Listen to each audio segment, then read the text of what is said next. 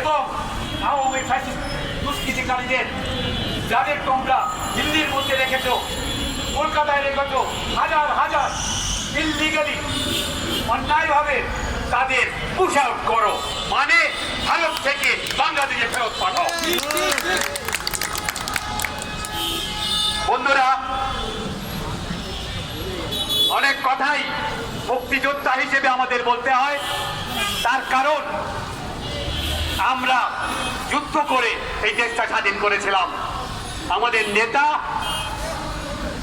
একটা ডাক দিয়েছিলেন ৭১-এর ২৬শে মার্চের রাত্রের ভোরে, we revolt and we will fight with the Pakistan army, the official forces, till every soldier, Pakistani soldier is removed from Bangladesh. আমরা তার ডাকে যুদ্ধে গিয়েছিলাম এবং আমরা দেশ স্বাধীন করেছিলাম।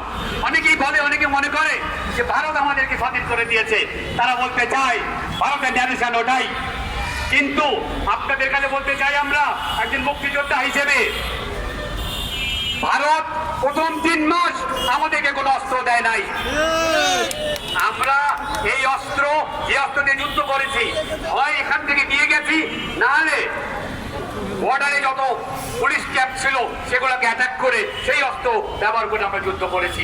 রাশিয়া আমাদের ৭১-এ অনেক সাহায্য করেছে। রাশিয়া যখন বলেছে ৩ মাস পরে তুমি অস্ত্র দাও, তখন ভারত আমাদেরকে অস্ত্র দিয়েছে।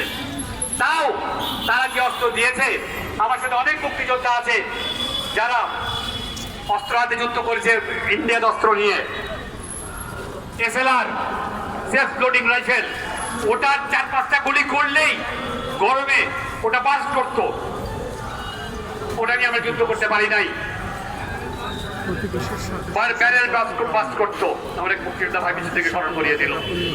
ভারত সবসময় পাকিস্তান ভাবতে চেয়েছে এবং ৭১ একটা সুযোগ হয়েছে, আমাদেরও একটা সুযোগ এসছে, হয়েছে বাংলাদেশ স্বাধীন করবার। আমরা যুদ্ধে লিপ্ত হয়েছি, আমরা বাংলাদেশ পেয়েছি। বন্ধুরা, ভারতীয় আর্মি পাশাপাশি যুদ্ধ করেছে আমাদের, আমরা দেখেছি ওদের সাহস। বাঙালি যোদ্ধাদের সাথে পাশে কোনোদিন তারা আমাদের সাথে কুড়িয়ে উঠতে পারে নাই। ফিদেল কাস্ট্রো, কিউবার এক নেতা, বিশাল নেতা, ওনাকে যখন আমেরিকান নেভি কিউবা দখল করবে, এই জন্য এগিয়ে আসছে, এক সাংবাদিক জিজ্ঞাসা করেছিল আমেরিকা তো আসছে, তুমি কতদিন যুদ্ধ করবে? ফিদেল কাস্ট্রো বলল ৫০ বছর আর ১ ঘন্টা। ১ ঘন্টা লাগবে আমেরিকার কিউবাকে দখল করতে, কিন্তু তারপরে যুদ্ধ চলবে ৫০ বছর। আমরা ভারতকে স্মরণ করিয়ে দিতে চাই, তোমরা যদি কোন রকম পায়তারা, কোন রকম কিছু করো, আমরা সিকিম না, আমরা ভুটান না, আমরা বাংলাদেশ। একটা মুক্তিযুদ্ধের মাধ্যমে আমরা স্বাধীন হয়েছি। আমরা এবং আমাদের প্রজন্ম তোমাদেরকে ছেড়ে দেবে না।